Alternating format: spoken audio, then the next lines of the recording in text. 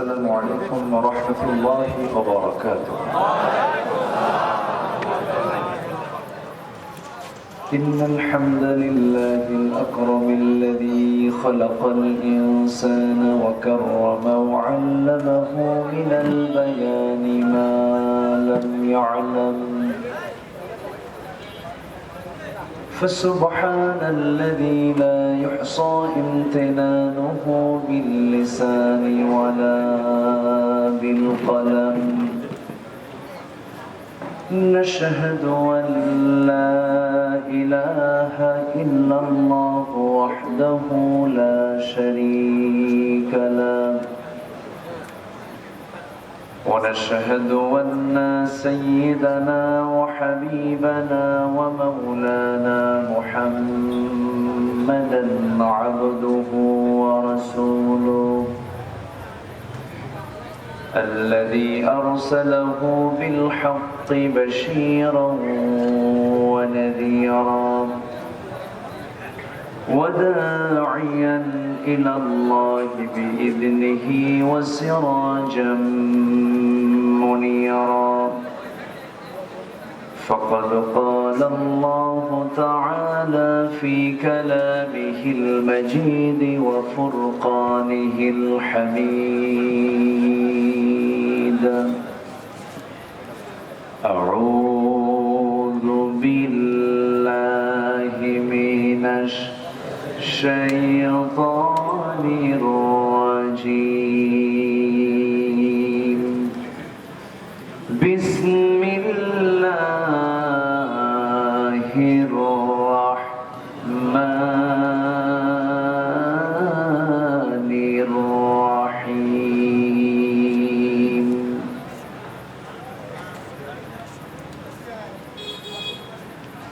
إن الذين كفروا سواء عليهم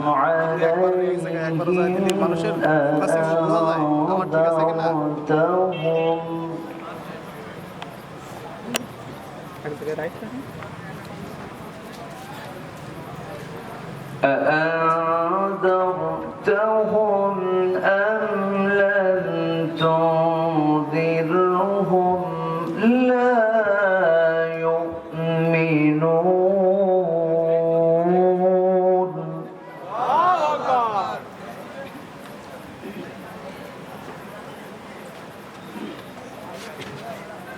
ختم الله على قلوبهم وعلى سمعهم وعلى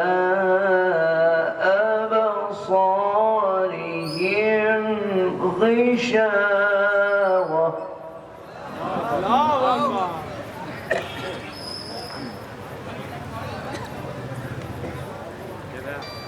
وعلى أبصارهم غشاوة ولهم عذاب عظيم.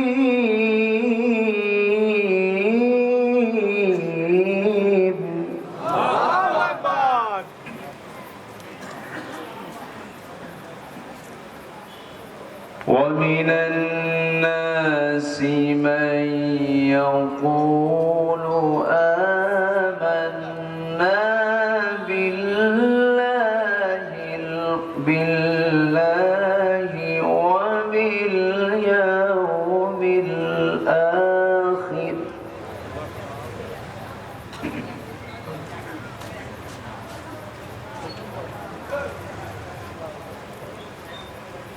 آمنا بالله وباليوم الآخر وما هم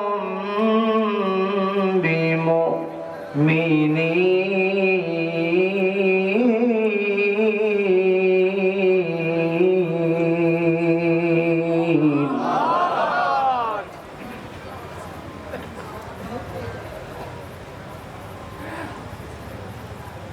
الله أكبر. بسم الله الرحمن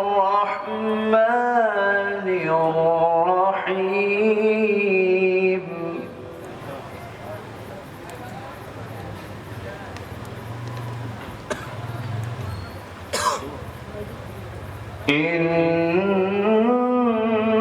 الله وملائكته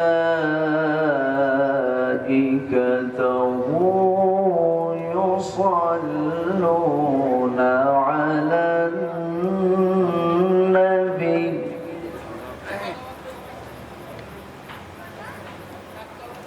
يا أيها الذين آمنوا صلوا عليه وسلموا تسليما اللهم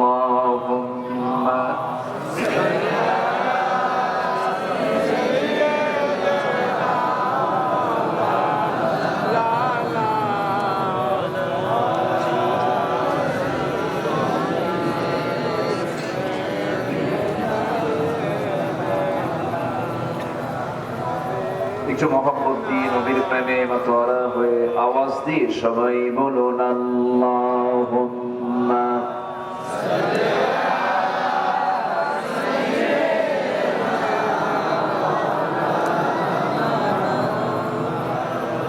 وعلى آل سيدنا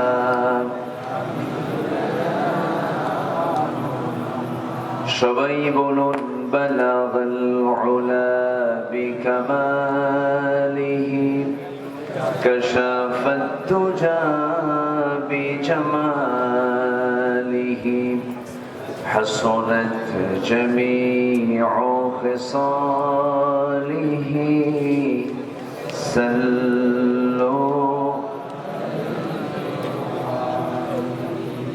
আরবের বুকে মক্কার পরে যেথায় মা আমিনার ঘর খোদার রহমতে কৌসার হয়ে ঝরছে বারংবার বালাগাল উলা বিকামালিহি কাশাফাত তুজা বিজামালিহি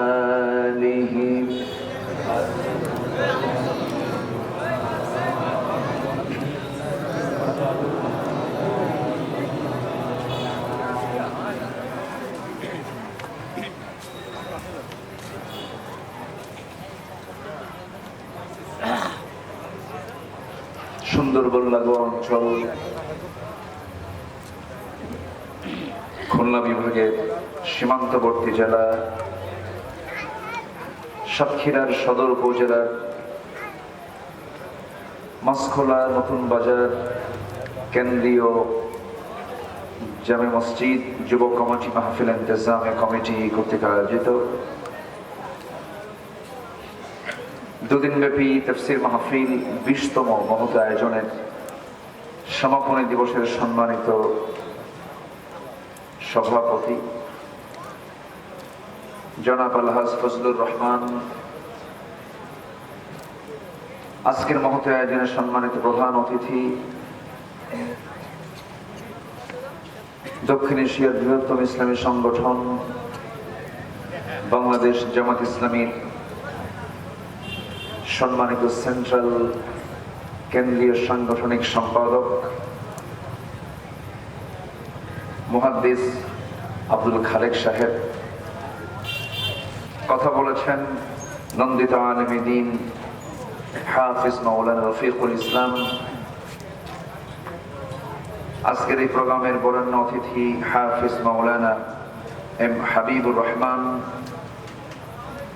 উপস্থিত হাজরাত উলামায়ে কেরাম, ফদলায়ে ইজম, সুশীল সমাজ, জাতির শ্রেষ্ঠ সন্তান, শিক্ষক মণ্ডলী, জাতির বিবেক, সাংবাদিকবৃন্দ, সামনে উপস্থিত, দূরে কাছের বিভিন্ন স্থান থেকে ছুটে আসা কালিমার ঝান্ডাবাহী, তাওহীদের পতাকাবাহী, দ্বীন ইসলামের নূর শারদুল বীর মুজাহিদ, প্রাণ প্রিয় সম্মানিত দ্বীনী ভাইরা, আড়ালে বসে আছেন সম্মানিতা শ্রদ্ধেয়া মা বোনেরা।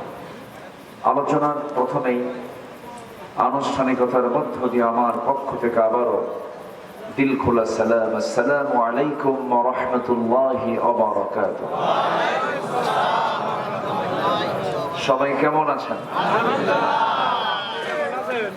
যে আল্লাহ তাআলা আমাকে আপনার সাথেই বসে রেখেছেন, আপনার মতোই তো আছে, বলি আলহামদুলিল্লাহ।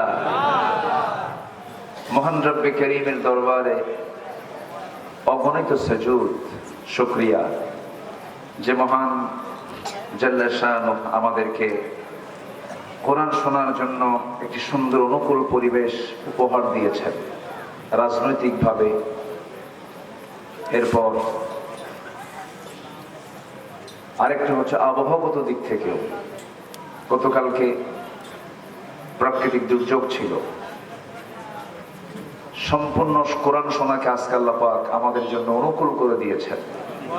সেই মহান রব্বে করিমের দরবারে আমরা সবাই শুকরিয়া জ্ঞাপন করছি, প্রাণ খুলে বলে উঠছি আলহামদুলিল্লাহ।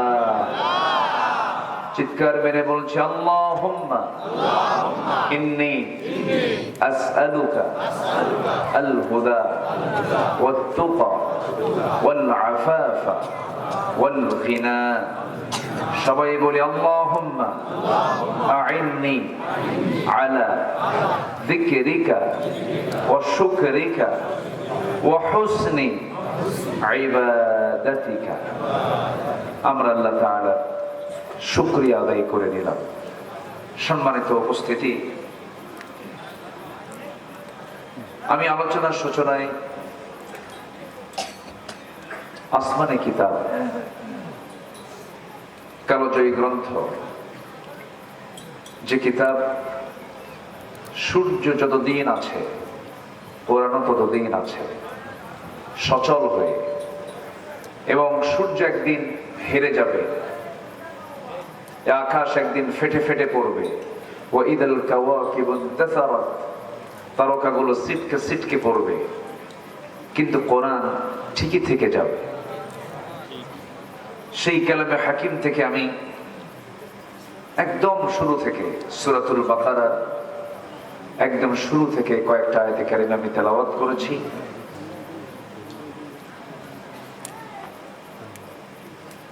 সেই আয়াতগুলোকে সামনে রেখে যৎকিঞ্চিত কিছু কথা আমি বলতে চাচ্ছি। আমাকে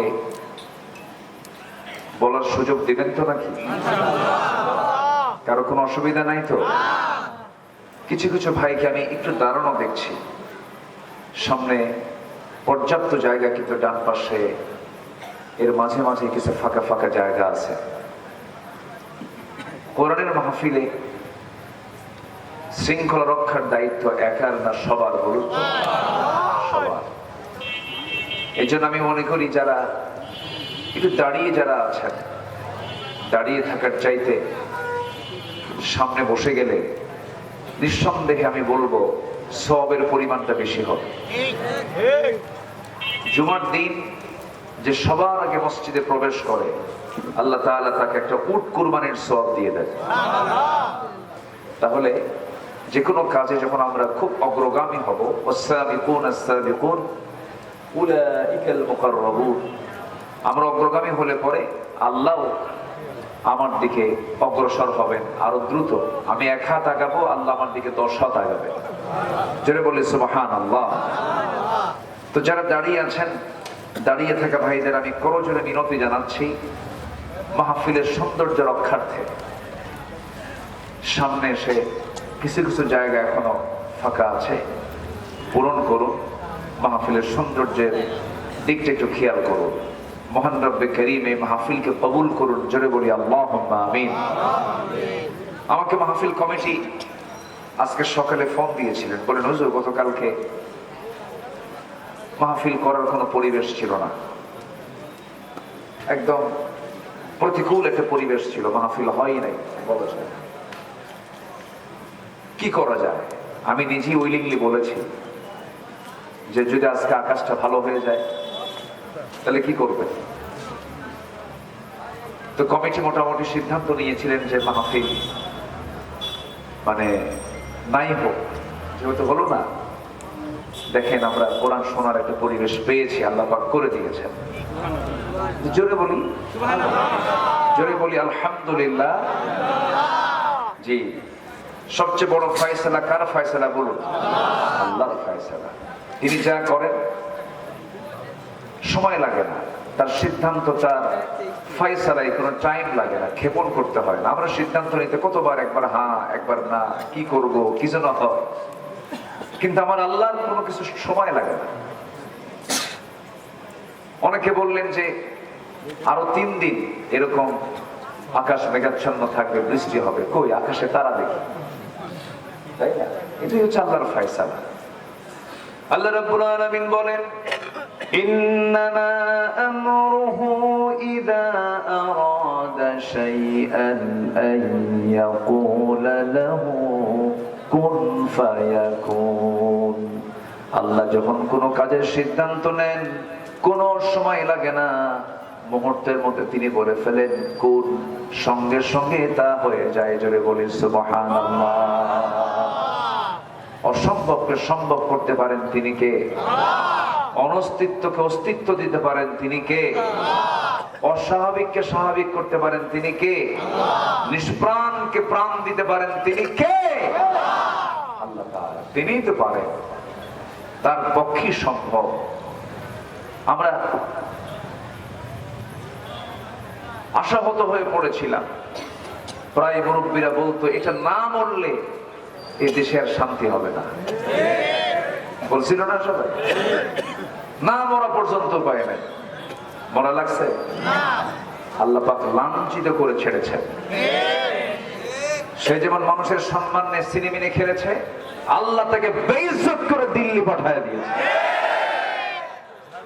আল্লাহ পারেন, আল্লাহ পারেন না? পারেন। আমরা তো হতাশ হয়ে পড়েছিলাম, খালি বলতেছিলাম মাতা নাসরুল্লাহ, আল্লাহ সাহায্য আসবে কখন? আল্লাহ এমন দেওয়া দিছে, বেশি দিয়ে ফেলছে। বলি আলহামদুলিল্লাহ। আল্লাহ কি কম দিছে না বেশি দিছে? বেশি দিয়ে ফেলছে। নাই কেউ, সব ফেরেশতা হয়ে নিখোঁজ, কেউ নাই। যাই হোক, এই চান্সকে কাজে লাগাতে হবে। ৭১ বাপ-দাদারা রক্ত ঝরিয়েছেন জুলুম থেকে বাঁচার জন্য। এরপরে ২৪-এ এসে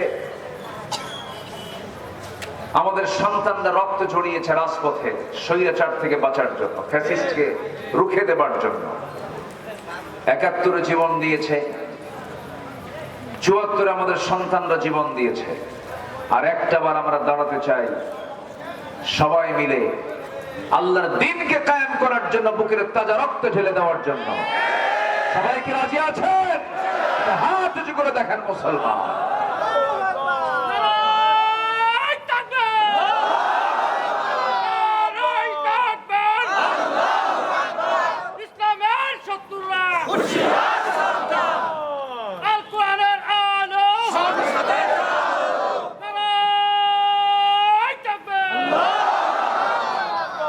আল্লাহ কবুল করুন, আল্লাহ কবুল করুন, আল্লাহ কবুল করুন।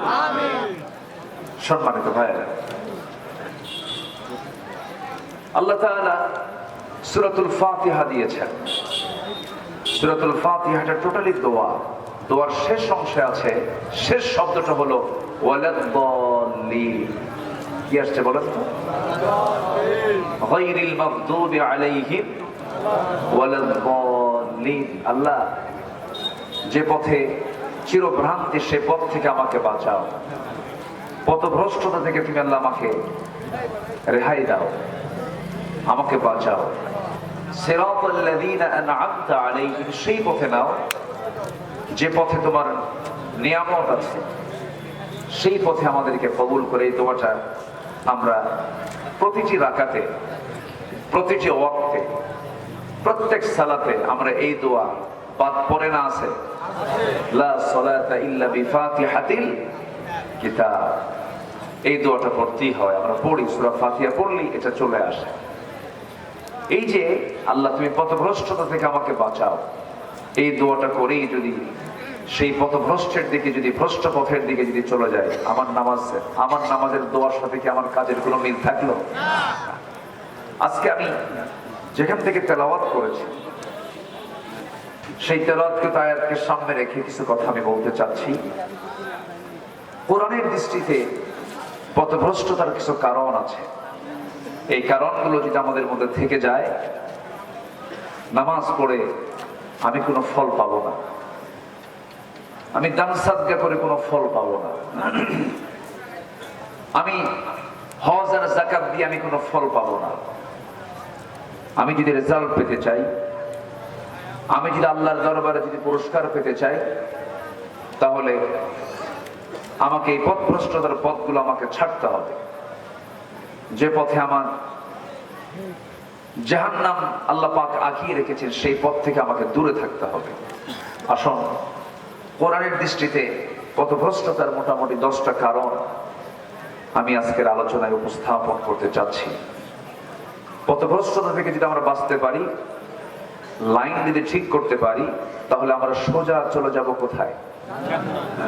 বলেন, কোথায় চলে যাব? জান্নাতের পথ কি আঁকা বাঁকা না সরল? জান্নাতের পথ কি আঁকা বাঁকা না সোজা? সোজা। আর জাহান্নামের পথ আঁকা বাঁকা। শয়তান সোজা পথেই বসে থাকে, সরল পথেই বসে থাকে, আমাকে বাঁকা পথে ডাইভার্ট করার জন্য। সরল রেখা কাকে বলে? দুই বিন্দু সোজা টান দিলে পরে যে একটা রেখা হয়, এটাই হলো কি? সরল রেখা। ঠিক মাঝখানে শয়তান বসে থাকে। শয়তান আঁকা বাঁকা পথে কিন্তু থাকে না, এটাকে মিসগাইড করার জন্য বারবার সে চেষ্টা চালাতে থাকে। শয়তানের চেষ্টা কি দুর্বল? হ্যাঁ, দুর্বল। আল্লাহ বলেন, ইন্না কাইদা শাইতানি কানা দাঈফা। কিন্তু শয়তান কিন্তু সেটার পুরনো চেষ্টাই করে। দেখেন সে কেমন করে আল্লাহকে বলতেছে। কোরআনে আল্লাহ রাব্বুল আলামিন শয়তানের কথাটাও তুলে ধরেছেন। শয়তান বলতেছে, সুম্মা লাআতিয়ান্নাহুম মিন বাইনি আইদিহিম ওয়া মিন খালফিহিম ওয়া আন আইমানিহিম ওয়া আন শামাইলিহিম ওয়া লা তাজিদু আকসারুহুম শাকিরিন। তোমার বান্দাগুলোকে আমি ডান থেকে, বাম থেকে, সামনে থেকে, পিছন থেকে, সব দিক থেকে পাকড়াও করে ফেলবো। আল্লাহ বলছেন, শয়তান তুই পারবি না, কারণ আমার যারা পছন্দের বান্দা তারা আমার কাছে আশ্রয় চেয়ে বলবে, আউযু বিল্লাহি মিনাশ শাইতানির রাজীম। আমরা পানাহ চাই কার কাছে? আজ ধরুন কার কাছে প্রার্থনা করি আমরা? বলেন, আশ্রয় প্রার্থনা করছি আমরা আল্লাহর কাছে। শয়তান থেকে পানাহ চাই। শয়তানের কুমন্ত্রণা থেকে যখন কোনো বান্দা পানাহ চায়, আল্লাহর কাছে যখন প্রার্থনা করে, আল্লাহ তাকে আশ্রয় দিয়ে দেন। আমার বন্ধুগণ, শয়তানের যত ফাঁদ আছে, এর মধ্যে সবচেয়ে বড় ফাঁদ হলো পথভ্রষ্টতার 1 নাম্বার কারণ হলো কুফরি করা। কি করা? বলেন, কুফরি করা। যেরকম আল্লাহর আইনকে না মেনে দুনিয়ার আইনকে মানা। আমার দেশে এরকম দল তো নাই, হ্যাঁ বলেন, আছে না নাই? এদেশে ধরেন 4টা বৃহৎ দল আছে। বলেই ফেলি, একটু খোলামেলাই বলি নাকি? কি বলার দরকার আছে কিনা বলেন? খোলামেলাই বলি। কি দরকার? এটি স্পষ্ট কথা বলাই তো ভালো। ওই 16 বছরই বাদ দেই নাই, আর এখন আর বাদ দিয়ে করবো কি? বলে বলা দরকার। 4টা বড় দল আছে। চাচা তো চলেই গেছে, চাচা তো নাই। তার যে মুরিদরা আছে, এরা আবার যারা পালাইছে ওদেরকে আবার টানতেছে। কি আপনি জানেন না? আপনি জানেন না এগুলো? টানাটানি করতেছে। এই 2টা, আরো 2টা আছে। এই মোট 4টা বৃহৎ দল আমার দেশে আছে। এই 4টে বৃহৎ দলের মধ্যে 3টি দল, যে দলের সাথে, যে দলের নামের সাথে ইসলাম শব্দ নেই, এবং তাদের দলটা ইসলামী দল নয়, তারা নিজেরাও স্বীকার করেন যে আমরা যে দলটা করি এটা কোনো ইসলামী দল না। এই 4টা দলের মধ্যে বৃহৎ একটা ইসলামী দল, একটা শুধু ইসলামী দল আছে না নাই বলেন তো? এবং এই দলটা এই দেশের এমন একটা লেভেলে আছে, এটাকে মাইনাস করে কেউ কোন দল সুবিধাও করতে পারবেন না, সুবিধা করতে পারেন না। নিকটবর্তী ইতিহাস আমরা যা দেখে আসছি। সম্মানিত ভাইরা, একটু কান লাগাবেন, মনোযোগ দিয়ে কথাগুলো শুনবেন। এই কথাগুলো শুধু আপনি শুনছেন তা না, প্রযুক্তির কল্যাণে এই কথাগুলো কোটি কোটি মানুষের কাছে চলে যাচ্ছে। আমি জাতির সামনেই বলছি কথাগুলো। আমরা এই বৃহৎ যে 4টা দল আমরা এদেশে দেখতে পাচ্ছি, 3টি দলই কিন্তু তারা বলে যে আমার দল ইসলামী দল না। কিন্তু আপনি কোরআনকে প্রশ্ন করুন, কোরআন তুমি বলো তো দল কি আমার করতে হবে? কোরআন মনে হয় বলে দেয় দল টল করার দরকার নাই। এরকম বলে নাকি? বলে কি বলে? দল করো। বলেন কি কি কি বলে? কি বলে? দল করো। কি দল? অনইসলামী না ইসলামী? বলেন অনইসলামী না ইসলামী? ইসলামী। তাহলে যে 3টা দল, বৃহৎ 4টি দলের মধ্যে যে 3টা দল, তাদের নিজস্ব স্বীকৃতি, তাদের দলের স্বীকৃতি হচ্ছে আমাদের এই দল ইসলামী দল নয়। তাহলে আল্লাহ বলছেন দল করো। কি দল? যখন সকাল পাবে সন্ধ্যার অপেক্ষা করবে না।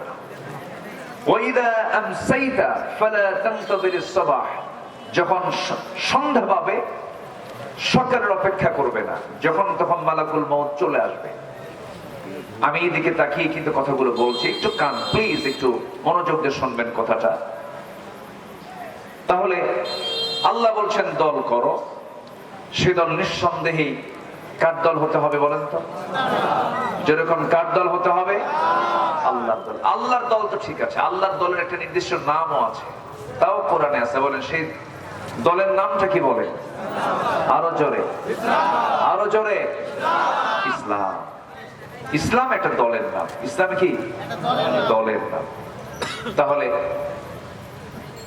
যারা দল করেন কিন্তু ইসলামী দল না,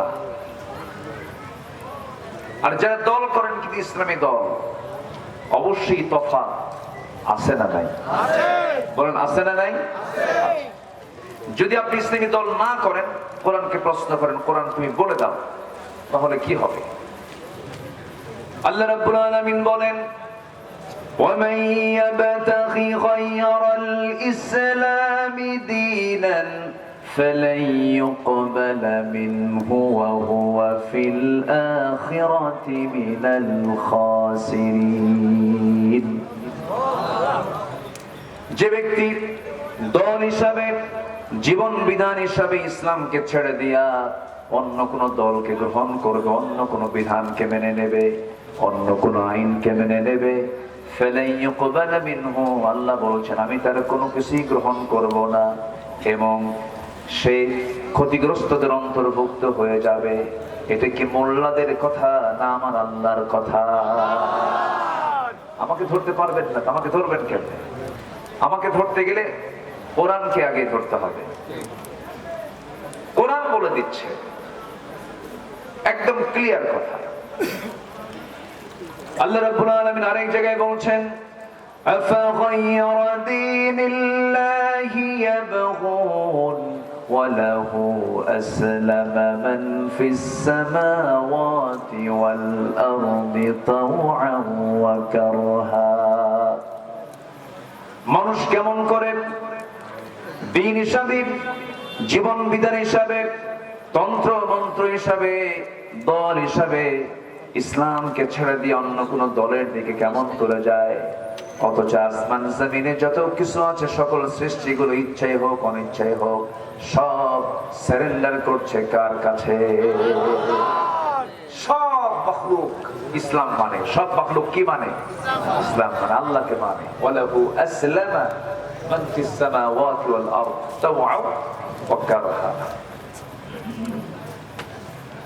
পাখিদের ভাষা আমরা বুঝি না, প্রাণীর ভাষা আমরা বুঝি না, কিন্তু তারা যে কিচিরমিচির যে আওয়াজটা করে, সেই কিচিরমিচির আওয়াজের ভিতরে আমরা যদিও বুঝি না তাদের কথাগুলো কি বলতেছে, কিন্তু তাদের মুখে ওদের পারস্পরিক যত কথা আছে তার চাইতে তাদের মুখে বেশি বের হয় লা ইলাহা ইল্লাল্লাহ, লা ইলাহা ইল্লাল্লাহ, লা ইলাহা ইল্লাল্লাহ মুহাম্মাদুর রাসূলুল্লাহ সাল্লাল্লাহু আলাইহি ওয়াসাল্লাম ওয়ালাকিন লা তাফকাহুনা তাসবিহাহু। তাদের তাসবিহের ভাষা তোমরা বোঝো না, কিন্তু তারা ঠিকই আল্লাহর তাসবিহ প্রকাশ করে, আল্লাহর জিকির তারা করে। সম্মানিত ভাইয়েরা, তাহলে যারা ইসলামী দল করবে না, যারা আল্লাহর আইন চাবে না, এটা একটা কুফরি। এটা কি বলেন তো? কুফরি। আপনি এদেরকে যতই বলেন, যতই জোর ভাবে বলেন না কেন, কোন লাভ না। বললেও যা, না বললেও তাই। সতর্ক করলেও যা, না করলেও তাই। এটাও কি আমার কথা না আল্লাহর কথা? দেখেন আল্লাহ কি সুন্দর করে সূরা বাকারার 6 নম্বর আয়াতে বলছেন। আল্লাহ রাব্বুল আলামিন বলেন, ইন্নাল্লাযীনা কাফারু সাওয়াউন আলাইহিম আআযারতাহুম আম লাম তুনযিরহুম লা ইউমিনুন। খতামাল্লাহু আলা কুলুবিহিম ওয়া আলা সাম'ইহিম ওয়া আলা আবসারিহিম গিশাওয়াতুন ওয়া লাহুম আযাবুন আযীম। জোরে বলুন আল্লাহু আকবার। আমি যে আয়াতগুলো বলছি, কষ্ট পাচ্ছেন নাকি? আয়াত যত বেশি হবে বরকত তত বেশি হবে। কোথাও কোনো আলোচনায় যখন যাবেন, হাতের কড়াগুলো গুনবেন যে আজকের আলোচনায় কতগুলো আয়াত বললেন। যদি দেখেন তার কথার চাইতে আলোচনার ভিতরে আয়াতের পরিমাণটা বেশি, ওই মাহফিলটা বেশি বরকতে ভরা। এটা মাথায় রাখবেন। কেন বললাম? আমার দেশে আলোচনার মধ্যেও কিছু ভাইরাস ঢুকছে। কি ঢুকছে বললেন? ভাইরাস। খুব মুশকিল। আয়াত নাই, হাদিস নাই, রেফারেন্স নাই, দলিল নাই, অথেন্টিক না, শুধু চিল্লা চিল্লি হয় অনেক জায়গায়। আবার কিছু কিছু জায়গায় খুব হাসাহাসি হয়। কিন্তু না, আপনি কি জানেন সবচেয়ে শ্রেষ্ঠ কথা কার কথা? আল্লাহর কথা। আল্লাহর কথাটা কি বাংলায় না আরবিতে? কোথায় আছে কথাগুলো? কোথায়? কোরআনে। কোরআন থেকে যত আলোচনা শুনবেন, শুধু খুঁজবেন যে আয়াত কি পরিমাণ তেলাওয়াত হলো। এটাই হলো বরকত। বলি আলহামদুলিল্লাহ। তাহলে আল্লাহ তাআলা বলছেন, যারা কুফরি করে এদের কাছে আপনি সতর্ক করেন আর নাই করেন সমান। এরা ঈমান আনবে না। আমার দেশে বহু লোক আছে, নামাজ পড়ে, রোজা রাখে, তুমি যেটাই বলো, দল আমি তোমারটা করতে পারবো না। আল্লাহর দল আমার পক্ষে করা সম্ভব না ভাই। আমার বাপ করে গেছে, আমার বাপ ওসর, আমি ওসর। বলেন আছে না নাই? আল্লাহ বলছেন ও চেঞ্জ হবেও না। আল্লাহ নিজে বলে দিচ্ছেন, খতামাল্লাহু আলা কুলুবিহিম ওয়া আলা সাম'ইহিম ওয়া আলা আবসারিহিম গিশাওয়া। আল্লাহ তাদের অন্তঃকরণ শ্রবণ শক্তির উপরে, দৃষ্টি শক্তির উপরে মোহরাঙ্কিত করে দিয়েছেন, মোহর মেরে দিয়েছেন, কোনো কাম হবে না। আমার বন্ধুগণ, কিন্তু শয়তান যদি আমাকে ওয়াসওয়াসা দেওয়ার জন্য হাজারো চেষ্টা চালায়, সে টিকতে পারে না যদি আল্লাহ তাকে পথভ্রষ্ট না করেন। হয়তো প্রশ্ন করতে পারেন, হুজুর আল্লাহ যেহেতু মোহর মেরে দেন, এখানে বান্দার কি হতে পারে? আল্লাহ তো সেই বান্দা কি মোহর মেরে দেন যে সতর্ক করলেও যা, না করলেও তাই, সে তো আল্লাহর মোহরটা পেয়ে যায়। কিন্তু যে বান্দার চেষ্টা করে, আমি ভালো হওয়ার জন্য চেষ্টা করে, সেই বান্দাকে আমার আল্লাহ পথ দেখায় দেন। জোরে কোন সুবহানাল্লাহ। আরেক জায়গায় বলছেন, ওয়াল্লাযীনা জাহাদু ফীনা লানাহদিয়ান্নাহুম সুবুলানা। যে ব্যক্তি আমার পথে আসার জন্য যে বান্দা চেষ্টা করে, আমি তার জন্য একটা নয়, দুইটা নয়, অসংখ্য রাস্তা আমি তার জন্য আমি আল্লাহ খুলে দেই। জোরে বলে সুবহানাল্লাহ। এখানে বুঝতে ভুল করা যাবে না, একটু বোঝার চেষ্টা করতে হবে। যে ব্যক্তি আল্লাহর পথে আসতে চায়, আল্লাহ তার পথটাকে খুলে দেন। আর যে ব্যক্তি সতর্ক করলেও যা, না করলেও তা, সে ঈমান আনে না, তার এই জাহালাতকে, তার এই কুফরিটাকে আল্লাহ পাক খতামাল্লাহু আলা কুলুবিহিম, তার অন্তঃকরণে আল্লাহ পাক মোহর মেরে দেন, সে আর ফিরে না। ওয়ালাহুম আযাবুন আযীম, তার জন্য রয়েছে সীমাহীন আযাব, মারাত্মক আযাবের ব্যবস্থা আছে তার জন্য। সম্মানিত ভাইয়েরা, হেদায়েতটা কার হাতে বলেন তো? আসতে বলবেন না, কার হাতে? এই জন্য আমরা হেদায়েত চাইবো কার কাছে? আল্লাহর কাছে হেদায়েত চাইবো। ব্যক্তি যদি হেদায়েতের মালিক হতো, আমার নবীর হাতে বায়াত নিয়ে ইসলাম কবুল করতো সবার আগে আবু তালেব। আবু তালেব কি মুসলিম না কাফের? বলেন, মুসলিম না কাফের? নবীর কি কি চাচা? বলেন, আপন চাচা। আবু তালেব এবং আব্দুল্লাহ এক মায়ের পেটের হচ্ছে আবু তালেব এবং আব্দুল্লাহ। আবু লাহাব ছিল ভিন্ন মায়ের পেটে। সিরাত গ্রন্থে এমনই পাওয়া যায়, বাপ এক, আব্দুল মুত্তালিব ঠিক আছে, কিন্তু আবু লাহাবটা ছিল হলো ভিন্ন মায়ের, অন্য মায়ের। আবু তালেবও কাফের, আবু লাহাবও কাফের। কিন্তু আবু তালেবের ভূমিকা আর আবু লাহাবের ভূমিকা কি একরকম ছিল? না। আবু তালেবের নামে কোনো গজবের আয়াত আছে? না। কিন্তু আবু লাহাবের নামে, আসতে বলবেন না, আছে না নাই? আছে। গজবের সূরা পর্যন্ত নাযিল হয়েছে।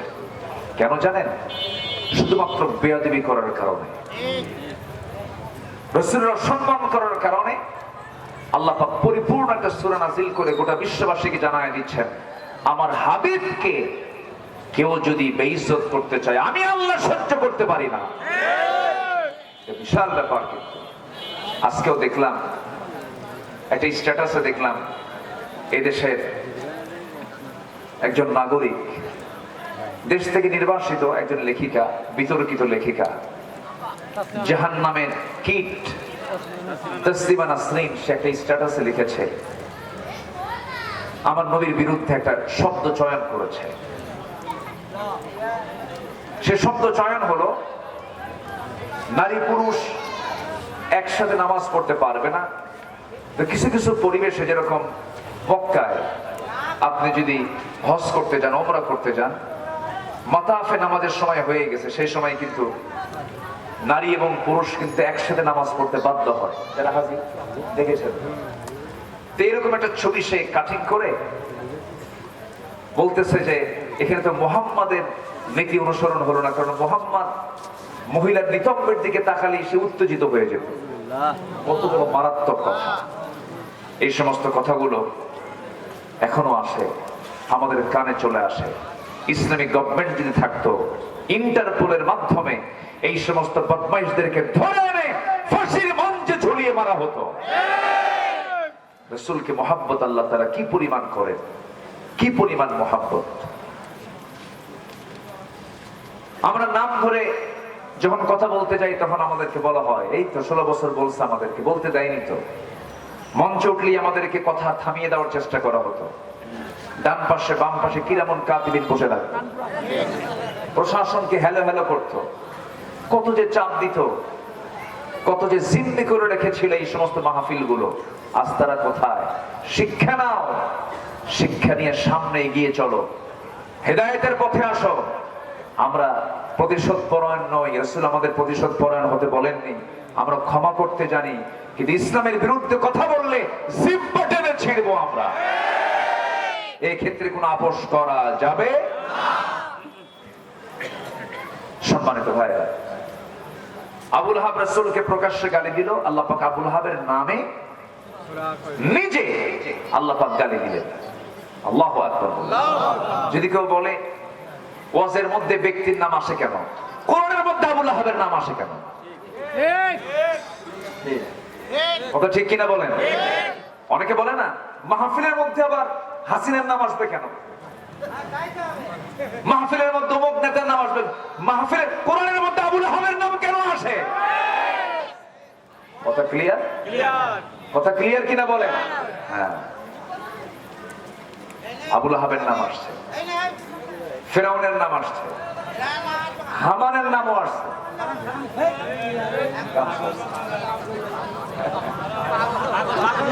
ও আচ্ছা, আমি বুঝতে পারছি।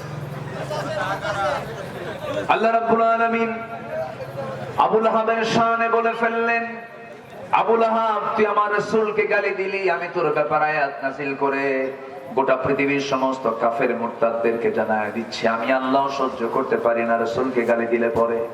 আল্লাহ উল্টা গালি দিয়ে বললেন, তাব্বাত ইয়াদা আবি লাহাবি ওয়া তাব্বা মা আগনা আনহু মালুহু ওয়া মা কাসাব সায়াসলা নারান যাতা লাহাবি ওয়া ইমরাআতুহু হাম্মালাতাল হাতাব ফি জিদিহা হাবলুম মিন মাসাদ। জোরে বলি আল্লাহু আকবার। ধ্বংস হোক আবুল আহাবের দুইটা হাত, যা সে কামাই করেছে তাও ধ্বংস হয়ে যাক। ধ্বংস হোক আবুল আহাবের বউ সহ। দেখছেন আল্লাহর রাগ দেখে, কি সহ? বউ ধ্বংস হয়ে যাক। বউটা ওয়ামরাআতুহু কেন আসছে জানেন? তার স্ত্রীর নামটা এই জন্য আসছে কারণ জামিলা করতো কি, আমার নবীজির ঘর আবুল আহাবের ঘর ছিল পাশাপাশি, আমার নবীর বাবার আব্দুল্লাহর পৈতৃক সম্পত্তি তার ঘর ছিল ওইদিকে, আবুল আহাবের চাচা তারও ঘর ছিল পাশাপাশি, ঘর বাড়ি ছিল।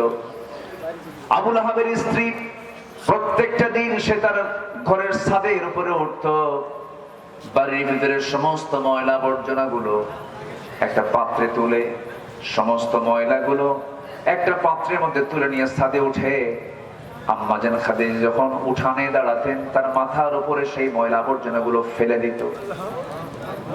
এইরকম করে নির্যাতন করত, অত্যাচার করত। একটা দিনের জন্য আম্মাজান খাদিজা কখনো রাসূল কেমন নোটিশ করেন নাই, বলেন নাই, অভিযোগ দেন নাই। হঠাৎ করে একদিন আমার নবীজির দৃষ্টিগোচর হলো এমনটা আচরণ উম্মে জামিলা করেছে। আমার নবীজির মনে কষ্ট হলো, আহারে এমন করে আমার প্রতিবেশী কষ্ট দেয়, আমার আত্মীয় স্বজন কষ্ট দেয়। খাদিজা তুমি তো আমাকে একটা দিনের জন্য বললে না, আমাকে তো বহুদিন তোমার সঙ্গে এমন আচরণ করার পর তুমি আমাকে একটা দিন বললে না কেন? আম্মাজান খাদিজা বলেন, ইয়া রাসূলুল্লাহি আপনি দিনরাত দিন কায়েমের জন্য, দিন প্রচারের জন্য ব্যস্ত হবেন, সামান্য বিষয় নিয়ে আমি আপনাকে কেন কষ্টের মধ্যে ফেলতে যাব? আমি আমার নিজের জীবনকে আপনার জন্য আমি উৎসর্গ করে দিয়েছি। জোরে কোন সুবহানাল্লাহ। আমার ভাইরা, আমার নবীর শান কত, মান কত, নবীজির দামটা কত আল্লাহ রাব্বুল আলামিন এই পৃথিবীতে তারপরেই যাকে স্থান দিয়েছেন তিনি হচ্ছেন মুহাম্মদ সাল্লাল্লাহু আলাইহি ওয়াসাল্লাম। আমার আল্লাহর পরিচয় যদি আমরা কেউ বলতে চাই, প্রথম আয়াতেই চলে আসে আলহামদুলিল্লাহি রাব্বিল আলামিন। আর আমার নবীর পরিচয় হলো ওয়া মা আরসালনাকা ইল্লা রাহমাতাল লিল আলামিন। জোরে বলুন আল্লাহু আকবার। আমার নবীর সম্মান কত, মর্যাদা কত। নবীজি আকাশের চাঁদের দিকে তাকায়া শুধু নখটা উঁচু করেছেন, নবীর নখের ইশারায় আকাশের চাঁদ দ্বিখণ্ডন হয়ে গেছে। যেরকম সুবহানাল্লাহ। আবু তালেব এই সমস্ত দৃশ্যগুলো দেখেছে। আবু তালেব এই দৃশ্যগুলো দেখার পরেও ইসলাম কবুল করতে তিনি পারেন নাই। শুধু এই দৃশ্যই দেখেন নাই, সিরাত গ্রন্থে আসছে নবীর যখন জন্ম হলো, রবিউল আউয়াল মাসে তার জন্ম হলো, তিনি জন্ম নিলেন, মাত্র 3 দিনের শিশু, 3টা দিন বয়স কেবল হয়েছে। আবু তালেব রাসূলের সামনে দিন দাঁড়িয়ে দাঁড়িয়ে বলতেছেন, ও মুহাম্মদ আমি তোমার সামনে কিছু কথা বলতে চাই, কথাগুলো কতটুকু সত্য আমি জানি না, তুমি আমাকে একটু বলে দাও তো, তুমি তো আল্লাহর নবী। চাচা আপনি বলেন। এবার আবু তালেব বলতেছেন, ভাতিজা মুহাম্মদ তুমি যখন জন্ম নিলে 3 দিন 3 রাত মাত্র তোমার বয়স, আমি তোমাকে দেখতে গেলাম, তোমাদের বাড়িতে ঢুকলাম, বাড়িতে ঢোকার সঙ্গে সঙ্গে দেখে তুমি একা শুয়ে আছো, তোমার পাশে কেউ নাই। চাঁদনি আকাশের নিচে তোমার মা তোমাকে শুইয়ে রেখেছে। তোমার মার দিকে তাকায় দেখি ডুকরে ডুকরে কাঁদতেছে, তার চোখে পানি, বারবার সে কান্নায় ভেঙ্গে পড়ছে, হাই হতাশ করছে, কান্নাকাটি করছে। কিন্তু তোমার পাশে সে বসে না, তোমাকে সময়ও দেয় না। সেই সময় তুমি একাকী চাঁদনি আকাশের নিচে তুমি শুয়ে আছো, হাত পা নড়াচড়া করছো। আমার নবীজি বলেন, চাচা এরপরে কি দেখলেন বলেন? এরপরে আবু তালেব বলছেন, ভাতিজা মুহাম্মদ, আমি এই সময় দেখতে পেলাম তোমার পাশে কেউ নাই, তোমার মা তোমাকে সময় দেয় না। সেই সময় লক্ষ্য করে দেখি আকাশের সেই চাঁদটা, তুমি যখন তোমার ডান হাত বাম দিকে নিয়ে যাও, আকাশের চাঁদটা বাম দিকে চলে যায়। তোমার বাম হাত যখন ডান দিকে নিয়ে যাও, চাঁদটা বাম দিকে চলে যায়, ডান দিকে চলে যায়। আবার যখন তোমার দুটো হাত নিয়ে যখন নিচের দিকে, হাত দুটা নিচের দিকে নিয়ে আসো, তোমার হাতের সঙ্গে ইশারা করে করে আকাশের চাঁদটা তোমার কাছাকাছি চলে আসে। তোমার হাতের ইশারায় চাঁদ ডান দিকে যায়, বাম দিকে যায়, নিচের দিকে নেমে আসে। আমি কি এটা ভুল দেখেছি না সঠিক দেখেছি বলো তো ভাতিজা মুহাম্মদ? আমার নবীজি কাঁদা কাঁদা কণ্ঠে বলছেন, চাচা জন্মের পূর্বে বাপকে হারাইছি। আমার মা আমাকে যখন প্রসব করলেন, সন্তানটা কোলে নিয়ে মনে মনে চিন্তা করেন, আহারে সন্তান তো দুনিয়াতে আসলে, সন্তানকে যার কোলে আমি তুলে দেব, সেই স্বামীটি দুনিয়াতে বেঁচে নাই। স্বামীর কথা তার বারবার মনে হচ্ছিল, স্বামীর কথা মনে হচ্ছিল বারবার। আমার মা আমাকে কোলে নেন, স্বামীর কথা বারবার মনে পড়ে যায়। এই জন্য আমাকে নিতে পারেন না, আমাকে সঙ্গ দিতে পারেন না, তার কষ্টের পরিমাণটা বেড়ে যায়। ওই সময় আমার মা আমাকে দূরে দূরে রাখেন বলে আমার শূন্যতা দূর করার জন্য আল্লাহ রাব্বুল আলামিন কয়েকটা রাত আকাশের চাঁদ আমার জন্য খেলনা বানায়া দিয়েছিলেন। জোরে বলে সুবহানাল্লাহ। দিনের আলোতে রাসূল যখন চলতে, এক খণ্ড মেঘ আকাশের, সূর্যের নিচে এক খণ্ড মেঘ আল্লাহ পাক দিয়ে রাখতেন, যেন বিশ্বনবীর যেন গায়ে কোনো গরম তাপ যেন না লাগে। সেই নবীর সম্মান, সেই নবীর মর্যাদা আল্লাহ রাব্বুল আলামিন এত দিয়েছেন, সেই রাসূলকে আমার দেশে রুটিন ওয়ার্কের মতো আমার দেশে কিছু কুলাঙ্গাররা বিভিন্ন বাজে মন্তব্য করে, বাজে কথা বলে। আমি তো মনে করি সামনের দিন যা আসতেছে, যত আইন পাস হবে, এর মধ্যে এক নম্বরে আইন পাস হওয়া উচিত সংখ্যাগরিষ্ঠ মুসলিম দেশ হিসাবে সবার আগে এই আইনটা পাস করা উচিত, সাথে রাসূল যারা, রাসূলকে যারা গালি দেবে, আল্লাহর বিরুদ্ধে যারা কথা বলবে, এরা হবে এই দেশের সবচেয়ে বড় আসামি। ঠিক কি না? এই সমস্ত ফান্ডামেন্টাল আইনগুলো আগে পাস হওয়া উচিত। আমার দেশের চাপিয়ে দেওয়া একজন নেতা, যাদেরকে যাকে জাতির পিতা না বললে অবস্থা খারাপ হয়ে যেত, জানেন না আপনারা? জানেন না এগুলো? সেই বঙ্গবন্ধুর নাম কি নিয়ে যদি কেউ কটূক্তি করতো, এরকম রেকর্ড আছে, বছরের পরে বছর জেল খাটতে হয়েছে। সাধারণ নেতাকে গালি দিলে যদি জেল হয়, হাজত হয়, অবশ্যই রাসূলকে গালি দিলে পরে, আল্লাহকে গালি দিলে পরে চূড়ান্ত শাস্তি নিশ্চিত আমার দেশে করা হোক, এমন আইন আসার দরকার আছে না নাই? এগুলো কুফর, পথভ্রষ্টতার 10টা কারণ। এক নম্বর চলতেছে হলো কুফর। আমরা কুফরের দিকে যাব না, আমরা দুনিয়ার কোন আইনকে মানবো না। আইন মানবো কার? আসতে বলবেন, আইন মানবো কার? এক জায়গায় না সব জায়গায়? এক জায়গায় না সব জায়গায়? সব জায়গায়। আমার নবীর প্রসঙ্গ যখন চলে আসলো, রাসূলকে মহব্বত করতে হবে এবং আনুগত্য করতে হবে। রাসূলের প্রতি আমাদের আনুগত্য থাকতে হবে, আবার কি থাকতে হবে? মহব্বত থাকতে হবে। এখন প্রশ্ন করি আমি, বলুন তো, আনুগত্য আগে না মহব্বত আগে? অনেকে চুপচাপ আছেন, হুজুর আপনি কন, বলেন আনুগত্য আগে, ইত্তেবা আগে, আনুগত্য আগে না মহব্বত আগে? এই মনির ভাই জান কই? কোথায়? কোনো যাওয়া নাই, বসেন। যাচ্ছেন নাকি আপনারা? মঞ্চ থেকে তো যাওয়া যাবে না, মঞ্চ থেকে একজন গেলে ওটা আবার ফলো করবে যে উনি যখন গেল আমিও যাই। এই জন্য আমি মঞ্চে বসলে যারা বসে আমি তাদেরকে উঠতে দেই না। একটু বসেন, আমি খুব বেশি সময় নেব না, আর একটু সময় আমি চেয়ে নিচ্ছি, একটু থাকেন। আমি একটা ধারণা দিয়ে পথভ্রষ্টতার কারণগুলো কি কি এটা বললেই আমাদের জন্য লাইন ক্লিয়ার হয়ে যাবে, তাই না? লাইন ক্লিয়ার হবে না? লাইন ক্লিয়ার হয়ে যাবে। এতক্ষণ কিন্তু একটা বিষয় স্পষ্ট হলো যে আমরা দল করবই, সেই দল হতে হবে অনিসলামী দল না ইসলামী দল? বলেন বলেন বলেন বলেন। যে বলে আমি কোনো দল করি না ওটা মানুষই না। যে বলে আমি নিরপেক্ষ হলো হিজরা। হিজরা আছে না? এরকম কিছু লোক আছে না? নাই? যে বলে আমি নিরপেক্ষ, যে সবচাইতে বড় শয়তান ওটা। নিরপেক্ষের জন্য জান্নাত নাই, পক্ষ একটা নিতে হবে, সেটা হচ্ছে শয়তানের পক্ষ না আল্লাহর পক্ষ? আল্লাহর পক্ষ নিতে হবে। এটা ক্লিয়ার হওয়া। আল হালালু বাইয়িন ওয়াল হারামু বাইয়িন। হক স্পষ্ট, বাতিল স্পষ্ট। হালাল হারাম দুটো স্পষ্ট করে দিয়েছেন তিনি কে? আল্লাহ। দুনিয়ার কিছু পার্থিব প্রাপ্তির জন্য আপনি বলবেন ভাই আমি কিছু বুঝি না, ভাই আমি কিন্তু দলই করি না, ওই লোকের মতো মারামারি লাগছে দল লিডার জল্লিম গ্রুপ, দুই দিকে দুই লাঠি, মাঝখানে সলিমুদ্দি গলির মাঝখানে পড়ে গেছে, ওদিক থেকে দল লিনের লাঠি, এদিকে জল্লিনের লাঠি, দুই লাঠি যখন মাথার উপরে পড়ছে, এই তুই কি দল লিন না জল্লিন? ভাই আমি দল লিন জল্লিন, আমি নামাজই পড়ি না। না, আমাকে একটা পক্ষ ধরতেই হবে, সেই পক্ষ হবে কার পক্ষ? আল্লাহ। সেই দল হবে কার দল?